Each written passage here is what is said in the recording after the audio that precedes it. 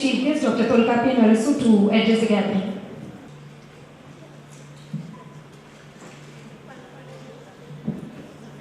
Pleasant good evening to one and all present over here. வணக்கம். கொஞ்சம் நல்லா இருக்கும். வணக்கம்.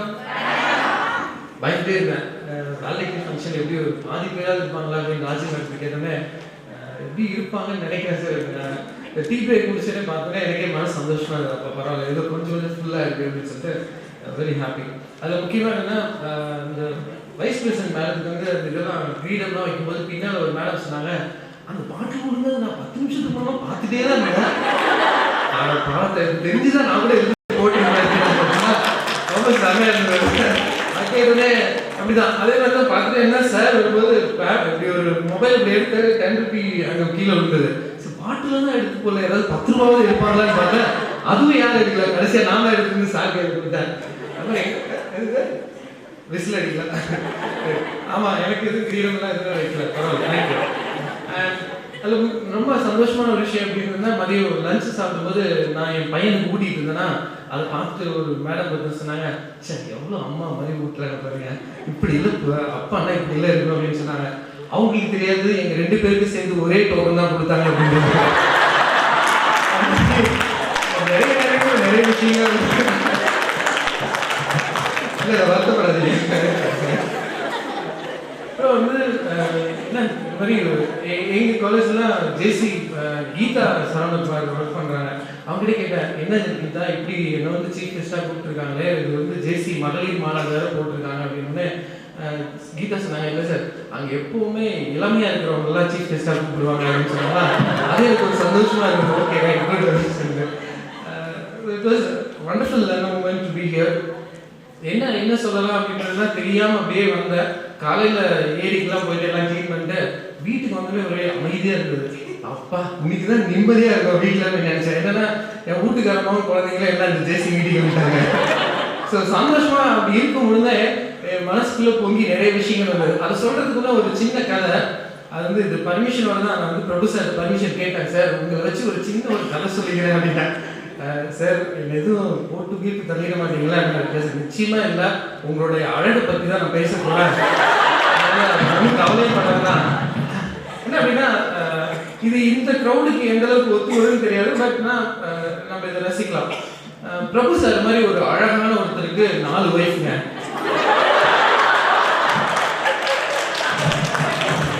உண்மையிலே அப்படிதான். ஸோ வந்து அதுவும் அந்த ஏரியாவுக்கு நிறைய கைத்தட்டலாம் வருது. ஸோ அந்த 4 ஒய்ஃப் வந்து அவர் பிரபு சார் கிடையாது சார், பிரபு சார் மாதிரி ஒரு அழகானவர். ஸோ அவர் என்ன பண்ணாரு அப்படின்னா, இந்த முதல் மனைவியை வந்து எப்பவுமே வந்து கண்டுக்கிறதே இல்லை. அதாவது 4வது மனைவி தான் அவருக்கு ரொம்ப பிடிக்கும். எப்பவுமே வந்து 4வது மனைவி தான் வந்து அவங்க கூடவே தான் இருப்பாங்கன்னு வச்சுக்கோங்களேன். ரொம்ப நேரம் எப்பவுமே டைம் ஸ்பெண்ட் பண்ணணும்னா இந்த 4வது மனைவி கூட தான் இருப்பாங்க. இந்த 3வது மனைவியை வந்து எங்கேயாவது ஏதாவது ஃபங்க்ஷனுக்கு போகணும் அந்த மாதிரி நேரத்தில் மட்டும் இந்த 3வது மனைவியை வந்து கூட்டிகிட்டு போவாங்க. இந்த 2வது மனைவி வந்து எப்படின்னா எப்போது இவருக்கு வந்து ஏதாவது பணத்தில் ஏதாவது சிக்கல், மனசளவில் ஏதாவது சிக்கல் அப்படின்னா இந்த 2வது மனைவிக்கிட்ட போயிட்டு அதெல்லாம் தீர்த்து வந்துடுவாங்க.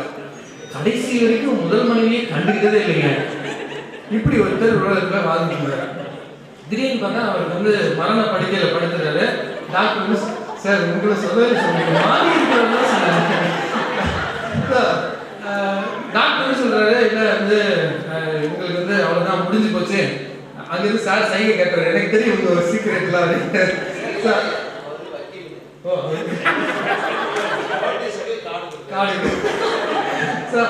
ஏன்னா அது டாக்டர் சொல்லிக்கிறாரு, இன்னும் ஒரு சில மணித்துளிகள் தான், ஒரு 2 மணி நேரம் 3 மணி நேரத்துல வந்து நீங்க இறந்துருவீங்க அப்படின்னோடனே, ஐயோ தனியா போறதா அப்படின்னு சொல்லிட்டு, இல்லை நம்ம தனியா போகக்கூடாது, வாழும்போது 4 மனைவிகளோட வாழ்ந்தோம், அட்லீஸ்ட் போகும்போது ஏதாவது ஒருத்தர் கூட்டிகிட்டு போகலாம் அப்படின்னு சொல்லிட்டு 4வது மனைவியை கூப்பிட்டு, இந்த மாதிரி டாக்டர் வந்து சொல்லிட்டாரு, இன்னும் ஒரு 1 மணி நேரத்தில் நான் இறந்துருவேனாமா, தனியாக போகிறதுக்கு வருத்தமாக இருக்குது, நீ கூட தான் இருந்திருக்கேன், தயவு செஞ்சு என் கூட வந்துருமா அப்படின்னு சொன்ன உடனே அந்த 4வது மனைவி திரும்ப ஒரு வார்த்தை கூட பேசலைங்க. ஒரு வார்த்தை கூட பேசாம அப்படியே லுக் விட்டுட்டு அப்படியே கிளம்பிடுச்சம்மா.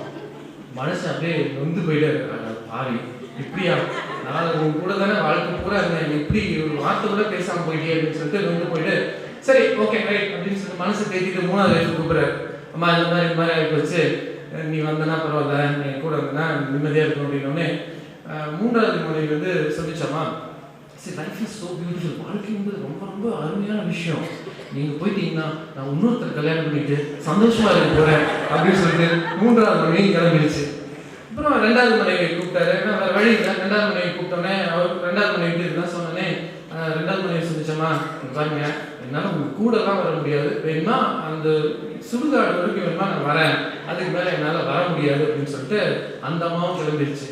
இந்த முதல் மனைவி அதுக்கப்புறம் தான் எனக்கு தோணுச்சு, ஓகே ரைட் ஃபர்ஸ்ட் வைஃப் யாரும் கேட்போம் அப்படின்னு சொன்னோன்னே சொல்லிட்டு முதல் மனைவி கூப்பிட்டு டாக்டர் டைம் குடிச்சிட்டாரு, நான் 1 மணி நேரத்தில் நான் இறந்துடுவேன், இறந்தோடனே கூட நீ வந்தால் பரவாயில்லையுமா அப்படின்னு சொன்னோடனே அந்த முதல் மனைவி சொல்லிச்சாமா, நீங்கள் ஏங்க வருத்தப்படுறீங்க, நான் உங்கள் கூடயே தாங்க இருக்கேன், நான் வரேங்க உங்கள் கூட அப்படின்னு சொல்லிச்சாமா முதல் மனைவி. நண்பர்களே, நம்ம எல்லாருக்குமே 4 மனைவிகள் தான். இந்த 4வது மனைவி அப்படின்றது என்னன்னு பார்த்தீங்கன்னா நம்மளுடைய அழகு. நம்ம ரொம்ப நேரம் ஸ்பெண்ட் பண்ணுறது எதுக்குன்னு பார்த்தீங்கன்னா இந்த மேக்கப் போடுறதுக்கும் அழகும் கண்ணாடி முன்னாடி நிற்கிறதும் இந்த விஷயத்திலேயே தான் நிறைய நேரம் நம்ம ஸ்பெண்ட் பண்ணுறோம். இந்த 4வது மனைவி இந்த அழகுன்னு சொன்ன பார்த்தீங்கன்னா உயிர் இந்த உடல்ல இருந்து போயிடுச்சுன்னு வச்சுக்கோங்களேன், யாருமே இந்த பெண்ணும் ரொம்ப அழகா இருக்கே அப்படின்னு யாருமே சொல்ல மாட்டாங்க. அவ்வளோதான், அது பாட்டுக்கு போயிடும். அந்த அழகு என்பது முடிஞ்சு போச்சு. அதுதான் 4வது மனைவி. இந்த 3வது மனைவி என்பது என்னன்னா நம்ம போட்டிருக்கிற நகை, நம்ம கிட்ட இருக்கிற பதவிகள், நம்ம கிட்ட இருக்கிற காசு பணம், இதெல்லாமே. இன்னைக்கு வந்து நான் ஏவிஎஸ் இன்ஜினியரிங் காலேஜ் இருக்கேன், பிரின்சிபலாக இருக்கேன் அப்படின்னா தப்புன்னு நான் இன்னைக்கு போயிருன்னு வச்சுக்கோங்களேன், எங்கள் இன்ஜினியரிங் காலேஜ் எங்கள் மேனேஜ்மெண்ட் வந்து ஐயோ இந்த பிரின்சிபல் பதவி தொல்காப்பியர்ஸுக்காகவே வச்சிருந்தது, வேறு யாருக்கும் கொடுக்க மாட்டோம் அப்படின்னு நினைக்கிறீங்களா? நோ, நாளைக்கே பார்த்தீங்கன்னா ஒரு பிரின்சிபல் அப்பாயின்ட் பண்ணிடுவாங்க. இந்த பதவிகளும் இந்த நம்ம கிட்ட இருக்கிற காசு பணம் எல்லாமே அப்படிதான், நம்ம இறந்த உடனே அது வேறொருத்தர் கல்யாணம் பண்ணிட்டு போயிடும். இந்த 2வது மனைவின்னு சொல்றோம் பார்த்தீங்கன்னா இவங்க தான் நம்மளுடைய நட்பு. நம்மளுடைய நட்பும் உறவுகளும் நமக்கு என்னைக்கெல்லாம் சிக்கல்கள் மனதளவில் ஒரு வருத்தம் வரும்பொழுது நம்ம அவங்ககிட்ட தான் போய் கேட்டு அந்த அந்த விஷயங்கள்லாம் கொஞ்சம் அப்படியே சால்வ் ஆகிட்டு வருவோம். பார்த்தீங்கன்னா இது வந்து 2வது மனைவி. இவங்க வந்து நம்ம கூட வர முடியாது, பட் ஆனால் அந்த அந்த நம்ம கடைசி சடங்குகளுக்கு வரைக்கும் வரலாம். இந்த முதல் மனைவி என்பதுதான் நம்முடைய ஆத்மா, நம்முடைய எண்ணங்கள். நாம் வாழ்கிற வாழ்க்கையில இந்த வாழ்க்கை முழுவதும் இந்த எண்ணங்களுக்கு நம்ம வந்து மரியாதை கொடுக்குறோமா அப்படின்னு பார்த்தா அது ஒரு பெரிய கொஸ்டின் மார்க்குங்க. இந்த எண்ணங்கள் எனக்கு இதுதான் பிடிச்சிருக்கு, நான் இப்படிதான் வாழணும், இதுதான் எனக்கு சந்தோஷத்தை கொடுக்குது அப்படின்னு சொல்லி அதுக்காக வாழணும் பார்த்தீங்களா, அது மட்டுமே உண்மையான ஒரு வாழ்க்கைங்க.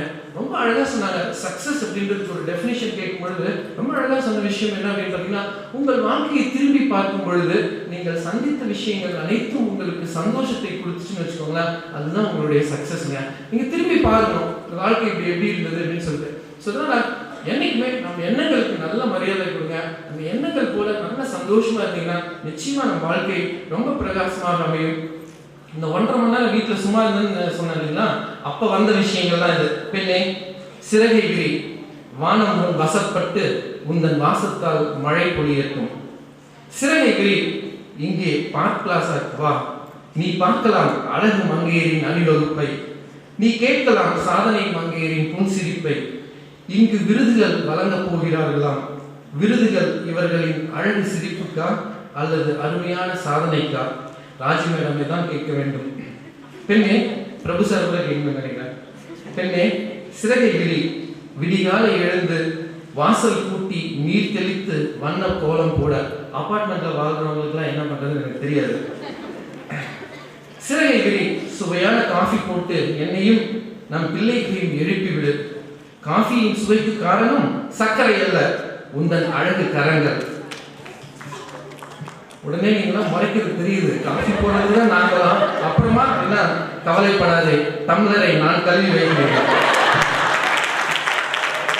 சிறகை விரி, டூத் பிரஷில் பேஸ்ட் போட்டு தர, சுடுநீருக்கான ஹீட்டர் ஆன் செய்து விட, புது சோப்பு எடுத்து தர. ஏன்னா சோப்பு கேட்டோம்னா அங்கே போய் எடுத்துக்கோங்கன்னா எங்க இருக்குன்னு தெரியாதுன்னா, வீட்டுல ஏதாவது எங்க இருக்குன்னு உங்களுக்கு தெரியுதா அப்படின்னு ஒரு கேள்வி கேட்டு, வாங்கி வச்சது நீங்க, எங்களுக்கு எப்படிமா தெரியும்?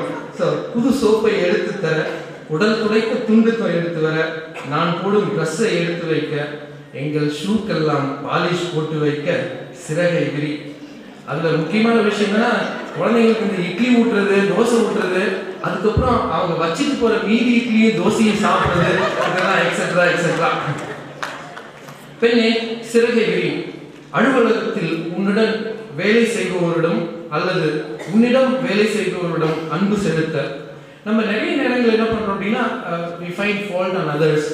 நம்ம ஃபர்ஸ்ட் நம்ம என்ன தெரிஞ்சுக்கணும், இந்த உலகத்தில் பிறந்த ஒவ்வொருத்தருக்கும் திறமை இருக்கு அப்படின்றத நம்ம கண்டிப்பா புரிஞ்சுக்கணும். இந்த முயல் ஆமை கதையை இப்பெல்லாம் மாத்தி போட்டிருக்காங்க, நீங்க வாட்ஸ்அப்ல பார்த்தீங்கன்னா தெரியும். முயலுக்கும் திறமை உண்டு, ஆமைக்கும் திறமை உண்டு.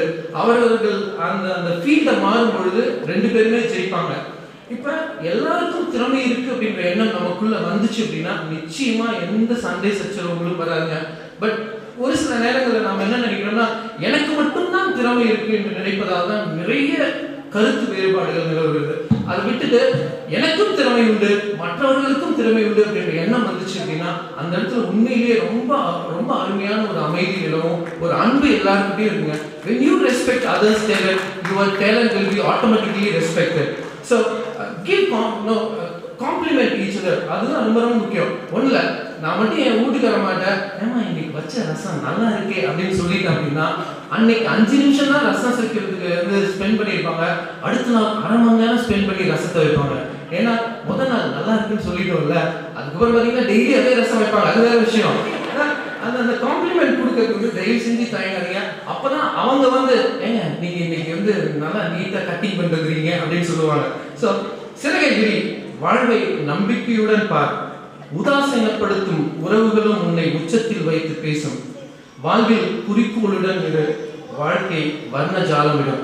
ஒரு சின்ன விஷயம், நான் ஃபர்ஸ்ட் இயர் குழந்தைங்க ஸ்டூடெண்ட்ஸ் எல்லாம் ஜாயின் பண்ணாங்கன்னா கண்டிப்பா எக்ஸ்பிளைன் லைக் அட்லீஸ்ட் ஒரு 10 minutes ஈச் ஒன் ஒவ்வொருத்தருடையும் பேசும்பொழுது அது ரொம்ப இன்ட்ரெஸ்டிங்கான ஒரு விஷயம். ஒரு பொண்ணு தேவி அப்படின்னு சொல்லிட்டு ஒரு சின்ன கிராமம் தருமபுரி இந்த ஒகேனக்கல் வெளியில, அந்த பொண்ணுகிட்ட பேசும்போது அவன் சொன்ன விஷயம் என்னன்னா, 10th மேக்ஸ்ல ஃபெயிலர், அதுக்கப்புறம் ஒரு ஃபர்ஸ்ட் அட்டம் அடிச்சு அதுலேயும் ஃபெயிலு, அப்புறமா அட்டம் அடிச்சு பாஸ் பண்ணி போய் பொண்ணு +1 ஜாயின் பண்ணுது. +2ல அகெயின் மேக்ஸ் ஃபெயிலர், சிறப்பு எக்ஸாம் எழுதி பாஸ் பண்ணி போய் டிப்ளமோவில் லேட்டரல் என்ட்ரி போய் சேர்ந்து அதை முடிச்சுட்டு பி லேட்டரல் என்ட்ரி சேருது. அந்த பொண்ணோட கேட்டேன், அப்புறம் ஃபேமிலி என்னமா அப்படின்னா, இல்லை சார் எங்கள் அப்பா சின்ன ஒரு பொட்டி கடை வச்சிருக்காரு, அவரால் அதிகமாக நடக்க முடியாது, ரொம்ப கொஞ்சம் ஏஜ் ஆகிடுச்சு அப்படின்னு சொன்னாங்க. அப்படியே என்ன இவ்வளோ ஃபெயிலாக இருக்கு, டிப்ளமோ ஒரு படிச்சு வந்திருக்கேன், என்ன பண்ணணும்னு நினைக்கிறேன் அப்படின்னு அந்த பொண்ணு சொன்ன விஷயம், சார் எனக்குள்ள ஒரு குறிக்கோள் இருக்கு சார், எங்கள் அப்பா அம்மாவை ஒரு நல்ல ஒரு அருமையான ஒரு பங்களாவில் வாழ வைக்கணும் சார், இதுதான் சார் என் குறிக்கோள் அப்படின்னு சொன்னான். அதுக்கு நீ என்ன பண்ண போற அப்படின்னா, நான் கண்டிப்பா நல்லா படிச்சு எங்க அப்பா அம்மாவை கண்டிப்பா ஒரு நல்ல ஒரு பங்களாவில் வாழ வைப்பேன் சார் அப்படின்னு சொன்னான். அந்த தேவின்ற பொண்ணு, நண்பர்களே நம்புங்க, அவ்வளோ அழகா படிச்சு யூனிவர்சிட்டி கோல்டு மெடல் வாங்கினா அந்த பொண்ணு. கோல்டு மெடல் மட்டும் வாங்கல, சிபிஎஸ்ல ப்ராஜெக்ட் மேனேஜரா இருந்து சென்னையில் அப்பார்ட்மெண்ட்ல 2 வீடு வாங்கி, ஒரு வீட்டில் இருக்க பொண்ணு, ஒரு வீட்டில் அவங்க அப்பா அம்மாவும் வாழ்ந்துட்டு இருக்காங்க. ஸோ குறிக்கோளுடன் இருக்கிறோம். நமக்கு ஒரு டைரக்ஷன் இல்லை அப்படின்னா அதுக்கு காரணம் we don't have a goal. When you have a goal, when you set a goal, you get a wonderful direction. நம்ம இன்னைக்கு இந்த ஃபங்க்ஷன் முடிச்சுட்டு நேரா வீட்டுக்கு போறோம் இல்லைங்களா, ஏதோ ஒரு வீட்டுக்கு போயிருமா, நம்ம வீட்டுக்கு போறோமா, நம்ம வீடு அதான் கோல். நம்ம வீடு அப்படின்னோடனே நமக்கு ஒரு சரியான ஒரு டைரக்ஷன் கிடைக்கும் பார்த்தீங்களா, அது நம்ம வீடு அப்படிங்கும் பொழுது நமக்கு நிறைய பற்றுகள் அந்த வீட்டில் இருக்கிறவங்க எல்லாமே வரும். So you need to have a goal. when you have a goal, I'm sure you have a wonderful career and life and you'll be enjoying each and every moment. சிறகை விரி, இச்சமுதாயத்திற்கு உதவிக்கரம் நீட்ட உன்னுள் இருக்கிறார் அன்னை தெரசா, மறந்து விடாதே. உங்கள் கண்களில் அழகு இருந்தால் நீங்கள் உலகத்தை நேசிப்பீர்கள். உங்கள் கண்களில் அழகு இருந்தால் நீங்கள் உலகத்தை நேசிப்பீர்கள். உங்கள் வார்த்தைகளில் அன்பு இருந்தால் உங்களை உலகம் நேசிக்கும். உங்கள் வார்த்தைகளில் அன்பு இருந்தால் உங்களை உலகம் நேசிக்கும். சிறகை விரி. சிறகை விரி, சிறிது நேரம் நடைபழக, உடற்பயிற்சி செய்ய மன வலிமை இருந்தால் உடல் நலமடையும். இது ஒரு சின்ன ஒரு விஷயத்த சொல்லணும்னு ஆசைப்படுறேன். இது வரைக்கும் எந்த மேடையிலையும் யாருக்குமே சொன்னதில்லை. பட் இந்த மேடையில் நீங்கள் எல்லாம் பெண்கள் இருக்கிற ஒரு விஷயத்தினால இந்த விஷயத்தை உங்க கூட ஷேர் பண்ணணும்னு ரொம்ப ஆசைப்படுறேன். ஒரு பெண் அந்த பெண்ணுக்கு பிடித்த அவருடைய சொந்த முறை மாமனையே காதலித்து திருமணம் செய்து கொள்றாங்க. அதுக்கப்புறம் அவங்களுக்கு குழந்தை மேல ரொம்ப பட்டு பாசம் வருது. கன்சீவ் ஆகுறாங்க, பட் அதுவும் அபார்ட் ஆகுது. செகண்ட் டைம் கன்சீவ் ஆகுறாங்க, அதுவும் அபார்ட் ஆகுது. தேர்ட் டைம் குழந்தை உருவாகி 6 மாசத்துல பிறக்குது. ஆனா 35 நாட்கள் அந்த குழந்தையும் இறந்துடுது. அதுக்கப்புறம் ஒரு 2-3 மாசம் கழிச்சு பார்த்தா அவங்களுக்கு அந்த கர்ப்பப்பையை சுற்றி ஒரு பெரிய ஒரு கட்டி உருவாகுது. அதை போய் ஆப்ரேட் பண்ணோடனே அந்த டாக்டர் அம்மா சொல்லிடுறாங்க, அவ்வளோதான், உங்களுக்கு எந்த விதமான குழந்தையும் பிறக்காது, உங்களுக்கு இனிமேல் you not have any issues அப்படின்னு சொல்லிட்டாங்க. அவ்வளோதான். அந்த பெண் அதுக்கப்புறம் என்ன பண்ணா அப்படின்னா, ரைட் எனக்கு அந்த பெண் அதோட மனம் உடைந்து போயிருக்கலாம். ஆனா அதெல்லாம் மீறி இல்ல நான் இந்த உலகத்துல வாழணும், எனக்கு குழந்தைங்க வேணும் அப்படின்னு சொல்லிட்டு 2 பெண் குழந்தைகள் வந்து தத்தெடுக்கிறாங்க. அந்த 2 பெண் குழந்தைகளும் வந்து வீட்டுல வந்து சந்தோஷமா குசியா இருக்கும் பொழுது ஒரு 6 மாசத்துலயே மீண்டும் கருத்தரிக்கிறாங்க. அது ஒரு அழகான ஒரு பையனை வந்து அதுக்கப்புறம் பெற்றெடுக்கிறாங்க. அந்த பையன் வளர ஒரு 5 வயசு 6 வயசு ஆகும் பொழுது அந்த பெண்ணுக்கு மார்பக புற்றுநோய் அப்படின்னு சொல்லிட்டு டயக்னோஸ் பண்றாங்க, ஆப்ரேட் பண்றாங்க. அப்புறம் ஒரு 1.5 வருஷம் ஒரு கடுமையான ஒரு போராட்டத்துக்கு அப்புறம் அதுல இருந்து மீண்டு வந்து இன்னைக்கு அந்த குடும்பத்துல ரொம்ப அழகா வாழ்ந்துட்டு இருக்காங்க. அதுக்கு ஒரே ஒரு காரணம் அந்த மன வலிமை மட்டும்தான். நம்மளால முடியும், நம்ம குடும்பம், நான் வாழணும், இந்த உலகத்தை நான் ரொம்ப நேசிக்கிறேன், இங்க இருக்கிற மனிதர்களை நேசிக்கிறேன் அப்படின்ற அந்த எண்ணம் வந்துச்சு அப்படின்னா நிச்சயமா உங்களால் எல்லா விஷயத்தையும் எந்த விஷயமா இருந்தாலும் உங்களால ஃபேஸ் பண்ண முடியும். சிறகை விரி வாட்ஸ்அப் மற்றும் ஃபேஸ்புக்ல இருந்து விடுதலை பெற. சிறகை விரி என் குலதெய்வமே, என் தெய்வ மகளே, என் வம்சமே, என் பிரியமானவளே, தயவு செய்து டின்னர் தயார் செய்து விடு, பசியோடு காத்திருக்கிறோம். சிறகை விரி படுக்கையை சுத்தம் செய்து அந்த மஸ்கிட்டோ ரிப்பலரை ஆன் செய்து விடு. உன் தொல்லையோடு அன்பு தொல்லையோடு முசு தொல்லை தாங்க முடியவில்லை. சிறகை விரி உலகம் உன்னை வரவேற்க காத்திருக்கிறது. பெண்ணிடம் வயதை கேட்கக்கூடாது, காரணம் அவளுக்காக வாழ்ந்ததே இல்லை. பெண்ணிடம் வயதை கேட்கக்கூடாது, காரணம் அவளுக்காக வாழ்ந்ததே இல்லை. மகளாய், மனைவியாய், அன்னையாய், பாட்டியாய், எத்தனை அவதாரங்கள்! மற்றவர்களுக்காக வாழும் உனக்காக நான் வாழ்ந்து கொண்டிருக்கிறேன், மறந்து விடாதே. ஆண்கள் நாங்கள் வாழ்ந்து கொண்டிருக்கிறோம், மறந்து விடாதே. ஏன்னா பெண்களை பத்தியே நிறைய பேசிட்டாங்கம்மா, எங்களை பத்தி யாருமே பேசல. முக்கியமா வந்து நம்ம விஜய் டிவி நீயா நான் கோபிநாத் தான் ரொம்ப அழகா ஒரு வாட்டி சொன்னாங்க. பெண்களை பற்றி இவ்வளோ பேசுறோம், அம்மா தாய் அப்படின்னு சொல்லி எல்லாம் பேசுறோம், இந்த தந்தையை பத்தி யாராவது ஒருத்தராவது பேசியிருக்கீங்களா? இந்த தந்தை என்ன பண்ணுவாராமா, அப்பா என்ன பண்ணுவாராமா, தான் பிள்ளைக்கு ஷூ வாங்கி கொடுக்கணுன்றதுக்காக பிஞ்சு போன செப்பல 5 வாட்டி தச்சு போட்டுக்கு வராமா. ஏங்க இதுக்கு ஒரு கைத்தட்டல் அந்த மாதிரி நிறைய தியாகங்கள் நாங்களும் செஞ்சுட்டே தான் இருக்கோம். கடைசியா முடிக்க சிறகை விரி பறந்து வா, பறந்து விடாதே, ஏனென்றால் என் உயிரல்லவா நீ. சிறகை விரி பறந்து வா, பறந்து விடாதே, ஏனென்றால் என் உயிரல்லவா நீ. உன் சிறகாய் நானும், என் உயிராய் நீயும். சிறகை விரி, பலம் வருவோம், இவ்வுலகம் பலம் பெறுக. நன்றி, வணக்கம்.